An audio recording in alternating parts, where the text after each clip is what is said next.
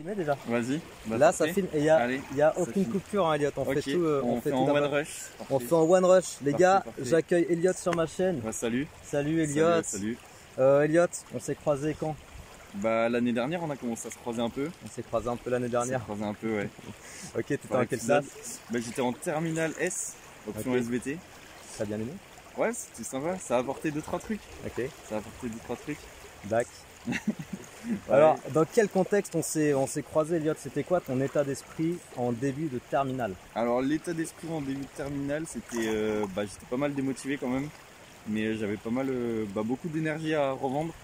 J'avais envie d'avancer, de progresser parce que bon, la première, elle avait été très compliquée. J'étais pas du tout. C'était quoi tes notes en première, en maths et en physique, si tu te souviens? En maths, je devais être à 9. Et aller en physique, je ne sais pas tirer au-dessus de 12 quoi. D'accord. Donc pareil, début de terminale, j'étais à 9 de moyenne générale, 9,5. Et les profs qui disent au conseil de classe, oui monsieur, ça va être compliqué d'avoir votre bac là, donc c'est chaud. Donc il va falloir redresser la barre. Et toi tu dis j'aimerais bien mais je sais pas comment faire quoi. Ok.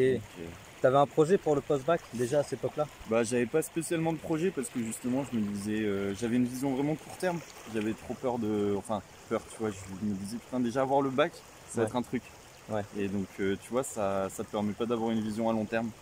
Donc c'était un peu, un peu la galère. T'étais pas dans la projection? Non, j'étais pas dans la projection à cette époque. Et du coup après c'est là qu'on a commencé à se rencontrer quoi.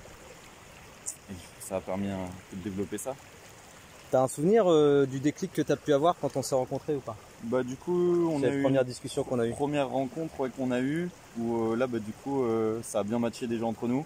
Ouais, ça je me souviens. Ça a bien matché. Et puis après je trouvais que t'es un mec pas mal cool. Pas mal cool. Ouais, c'est ce qui m'est venu. Ça fait plaisir. Attends, il y a un autre truc, il faut que je te le dise. C'est que il y a un jour, j'ai écouté du Panda Dub devant toi et quand tu m'as dit que tu kiffais ça aussi, je me suis dit je me suis dit ça matchait un peu. Direct. Et ouais, première rencontre, ouais, ça m'a. En fait, je me suis dit que je trouvais un mec qui pouvait m'apporter des choses quoi, et m'apprendre des choses que je savais pas faire quoi, genre travailler tout ça. Et du coup, au fil de nos divers échanges qu'on a eu, j'ai appris ça et puis j'ai retrouvé une motivation dans le travail et arrivé à me projeter plus loin que le bac et à dépasser tout ça quoi. Je pense moi le souvenir que j'ai c'est qu'on ne s'est pas focalisé que sur les fois on parlait ensemble sur tes cours, mais on se focalisait pas uniquement sur les problèmes que tu rencontrais dans des exos de maths ou de physique. Je me souviens qu'on avait pas mal eu de discussions en lien avec les à côté, tu sais. Ouais, c'est ça. Et le fait d'avoir une vision plus large du pourquoi on fait les trucs, qu'est-ce qu'on se donne comme source de motivation. C'est carrément ça, parce que moi du coup j'arrivais et je voyais juste la matière et je me disais je vais apprendre ça plus ou moins bêtement. Enfin, je vais essayer de l'apprendre. Ouais. Et du coup j'ai pas. Ça me bloquait très très vite. Parce que ça faisait pas de sens. Ouais, ça avait pas de sens quoi. Donc si tu apprends un truc de manière idiote, au final t'as aucun sens, t'as rien du tout. Ouais, c'est la merde ça. Et du coup avec nos échanges t'as réussi à me retransmettre et à me faire comprendre que tu pouvais trouver un sens dans toutes les matières quoi. Et du coup au final on parlait beaucoup de maths et physique, mais au final même dans d'autres matières j'ai réussi t'arrives à remettre du sens dans les choses que t'apprends, que tu vois en cours. Et au final rien qu'avec ça, premier trimestre 9,5 de moyenne. Et second trimestre 12,5 de moyenne.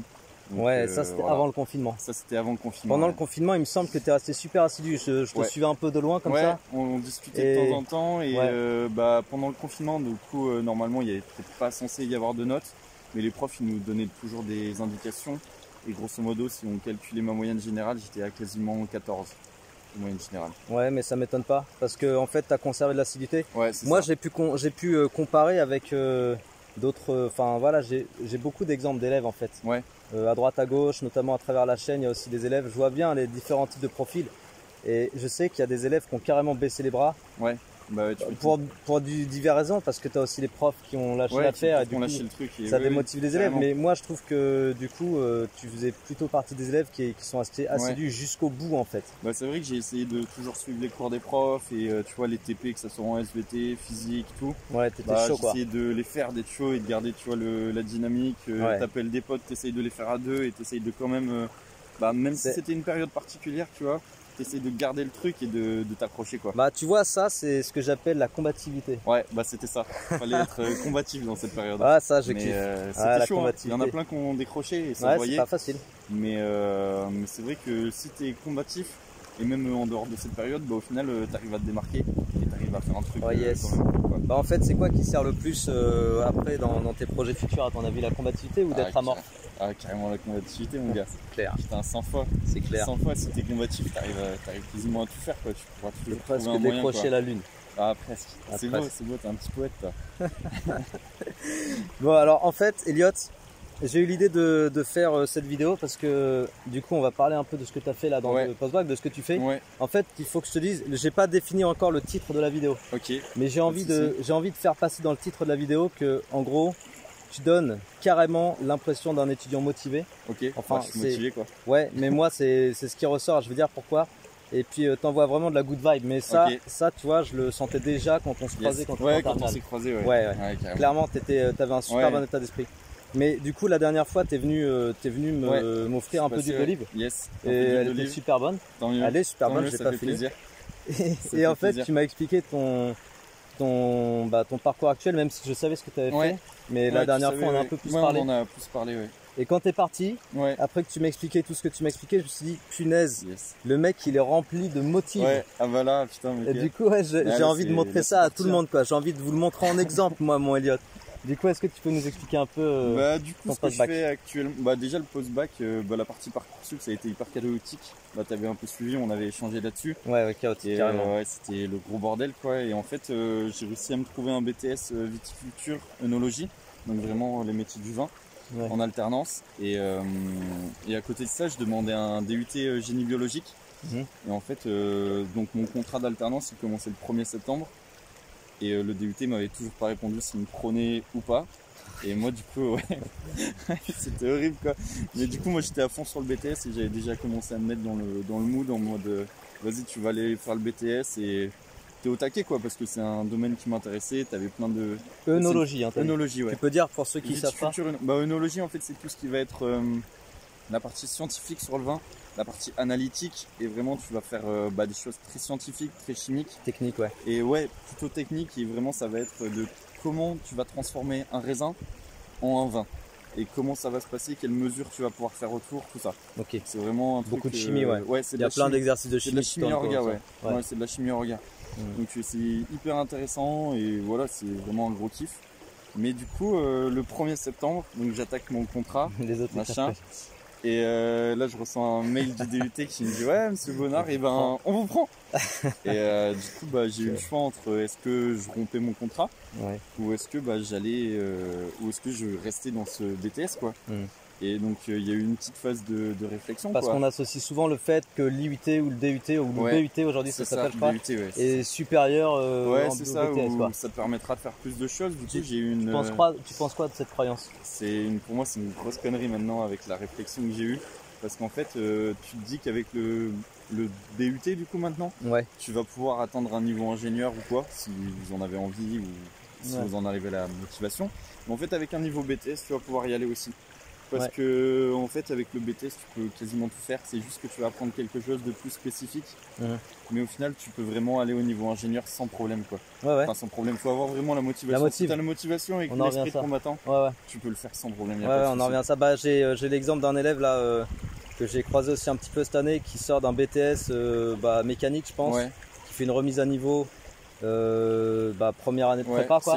Première année de prépa, et puis il veut après derrière il veut renquiller sur école d'ingé motorisation quoi. Et c'est exactement ce que tu dis, le mec il est combatif, le mec il a une motive de ouf. C'est ça. Et c'est ce que tu balances là. Les profs ils vont, les profs ils m'ont beaucoup fait ressortir cette image du BTS qui est destiné pour les bacs pro ou pour des gens qui vont être pas hyper bons en général ou quoi.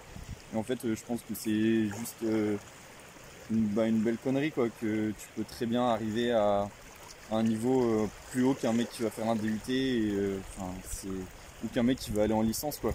Y a pas de, c'est une question de motivation. C'est une question de motivation et de si t'as envie d'aller explorer un domaine en particulier, pourquoi tu vas aller dans un DUT qui va être bien plus vague.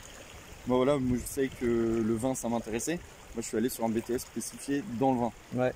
Alors que si j'allais dans un DUT génie bio, option agro, là au final j'allais voir plein de choses qui pas forcément allaient m'intéresser, moins me toucher. Ouais. Donc au final, je pense que c'est une super bonne stratégie. Ouais. En fait, pareil par rapport à... On est à combien? On a 10 minutes, ça va, on peut encore parler un peu. En fait, par rapport à ce qu'on disait tout à l'heure, moi ce qui m'a carrément plu quand tu m'as expliqué la dernière fois que tu es venu me voir ce que tu faisais, c'est la stratégie que tu as mis en place. Là, on discute ensemble, tu as plein d'idées pour la suite. Carrément tu fourmilles d'idées, enfin c'est un truc de malade et je trouve ça vraiment super cool. Bah ouais, c'est cool parce qu'au final on voit pas de mur devant toi. C'est ça. En fait, tu as toute une phase où j'ai été perdu, donc première, terminale. Quand on s'est rencontrés un peu là, au début. Avant notre rencontre, et puis au final, en fait, on se rend compte que au final, il n'y a pas trop de limites quand tu as vraiment la motivation et que tu as l'envie d'aller au bout des choses et que tu te dis, voilà, je veux fixer tel objectif, je veux aller là-bas. Tu peux accéder à... tu peux accéder, parce qu'il y a plein de connaissances en plus. C'est ça. Tu peux choper toute la connaissance aujourd'hui. Voilà, maintenant, de nos jours, t'as Internet, t'as tout, t'as YouTube, t'as les vidéos, t'as des mecs qui se mettent à faire des vidéos, tout. Et au final, tu peux apprendre n'importe quel métier, n'importe quelle chose, juste en te documentant, en faisant des recherches, tout. C'est une question de motive. Voilà, si t'es motivé, franchement, en fait, t'as aucune limite maintenant. Si tu restes pas les fesses dans le canapé juste à remettre laver pour le lendemain, machin truc là. Si tu restes dans ton canapé à mater Netflix, tout, tranquille, c'est cool 5 minutes. C'est cool 5 minutes. Avec des popcorn, c'est cool. Avec des popcorn, c'est franchement. Mais après, quand t'as fini le truc, tu dis, waouh, ça fait 4 heures déjà. Ouais, c'est ça, ça fait 3-4 heures et c'est clair. T'as fait quoi de ces 4 heures? T'as regardé des vidéos? Ouais, t'as été passif et non productif. Pendant ces 3-4 heures, tu peux apprendre plein d'autres choses, quoi. Tu peux lire un livre qui va t'apprendre des connaissances sur plein de sujets, tu peux, je sais pas, aller mater des cours de profs qui vont t'apprendre, je sais pas, calculer des dérivés. C'est ça. C'est beau, hein. D'ailleurs, tu parles de livres, il y a un livre dont on avait parlé ensemble. Ouais. On en parle ou pas? Ah bah vas-y, parce que je pense que c'est un livre de motivation de ouf, ça. Honnêtement, c'est un des livres qui m'a le plus motivé. Son titre? Père riche, père pauvre, auteur de Robert Kiyosaki. Père riche, père pauvre, Robert Kiyosaki, les amis, allez voir sur internet. C'est une bonne source d'information, je pense. Bonne source d'information et puis de motivation surtout. Moi, quand je l'ai lu après, tu ressors motivé à bloc, quoi. Ouais, tu dis bon allez, là je coupe un peu Netflix et puis je vais aller construire des projets. Je veux construire ma vie en fait. Tu veux construire des trucs et tu dis vas-y, je vais me recentrer sur des choses et peut-être moins passer 4 heures sur Netflix. Ou autre, Netflix c'est bien les amis, mais c'est juste cool, on prend l'exemple. Voilà. Mais non, ça motive vachement ce livre. Ouais. Bon voilà, ça donne une idée de bouquin à lire. Est-ce que on a dit ce qu'on voulait dire? Moi je pense que oui. Ouais, je pense qu'on a fait le tour. Hein. On a fait un bon tour. Moi, ce qui ressort, Elliot, c'est que t'es plein de motifs. Franchement, carrément. je suis super content de te voir comme ça. Ça fait plaisir de ouf, mais c'est à moi que ça fait plaisir. Moi aussi. Et j'espère que quand tu voleras en jet privé, tu penseras à moi. C'est moyen le kérosène, mon gars. Ça me fait pas trop ça. Mais vas-y, je t'inviterai sur mon bateau. Ah ouais, tu m'inviteras sur ton bateau.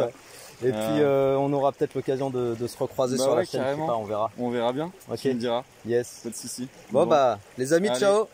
Salut Elliot. Bon motivez-vous. Hein. Yes, on se motive tous. Bye.